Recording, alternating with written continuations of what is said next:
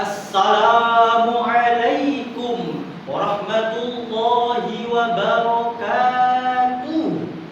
Alhamdulillahil azizil ghafur alladzi ja'alal islaman hanifil huda wan nur.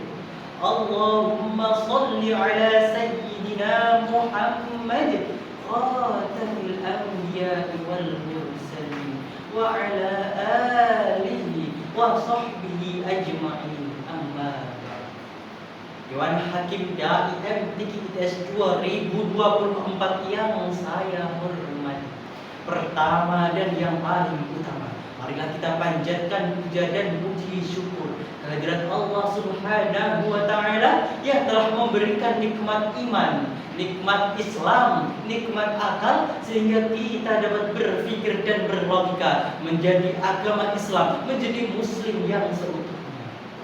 Kedua dan tak kalah utama, sholawat serta salam kita panjatkan kepada Nabiullah Muhammad sallallahu alaihi wasallam. Allahumma sholli ala sayyidina Muhammad. Semoga kita dapat diberikan syafaatnya di hari kiamat kelak. Amin ya rabbal alamin.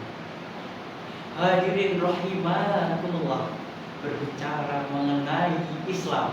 Islam adalah agama rahmatan lil alamin, rahmat bagi seluruh alam. Artinya Allah telah menyempurnakan agama Islam sesuai dengan Al-Quran, ayat Al-Maidah ayat 3 yang berbunyi sebagai berikut. A'udzu billahi minasy syaithanir rajim. Bismillahirrahmanirrahim.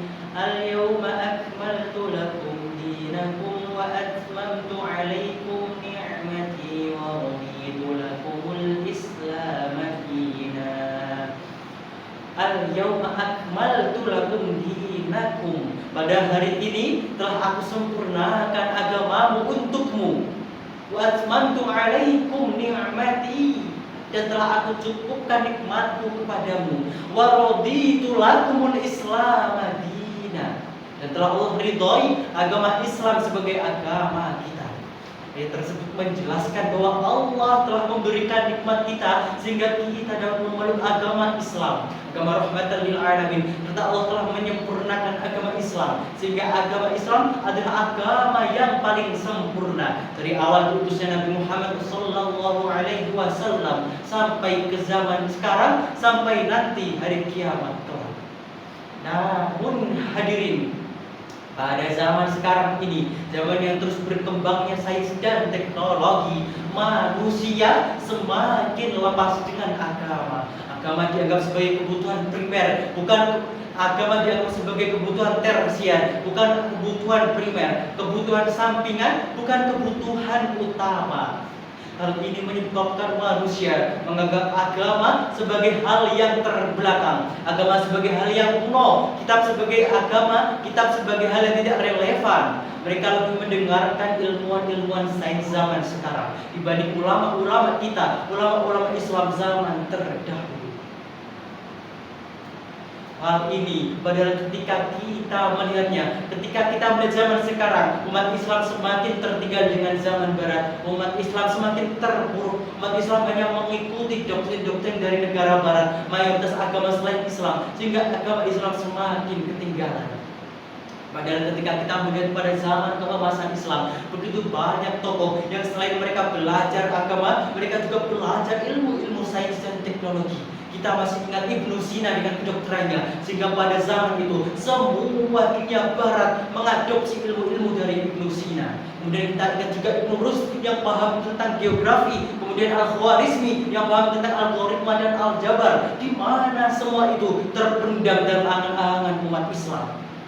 Hal tersebut, keterpurukan tersebut, saya rasa terhadap satu hal utama. Mereka melupakan satu hal utama, yaitu sikap belajar dengan sungguh-sungguh. Umat Islam zaman sekarang semakin malas belajar, semakin malas bekerja, semakin malas untuk bekerja dengan giat, menyebabkan mereka semakin terpuruk. Akibatnya mereka hanya fokus terhadap hal akhirat, melupakan hal-hal esensial di dunia. Sedangkan Allah telah berfirman dalam surah Al-Qasas ayat 77 yang berbunyi, wabtaghi fima ataka Allahu daral akhirah wa la tansa nasibaka minad dunya. Al-ayah.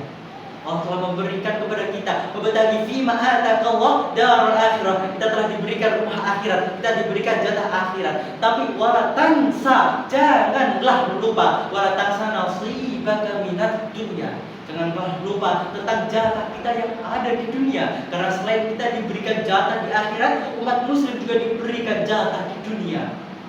Apakah dengan kita hanya berfokus pada ibadah akhirat, kemudian di dunia kita melupakan tujuan kita, sehingga dunia yang dikuasai oleh orang-orang non-Islam, kita hanya tunduk pada mereka. Kita harus seimbang, kita tidak melupakan ibadah di dunia, kemudian kita juga berfokus pada akhirat. Karena hal yang kita di dunia, ketika kita melakukan kebaikan, itu juga dihitung dengan akhirat. Kesimpulan yang dapat saya ambil dari pidato tersebut adalah sebagai berikut.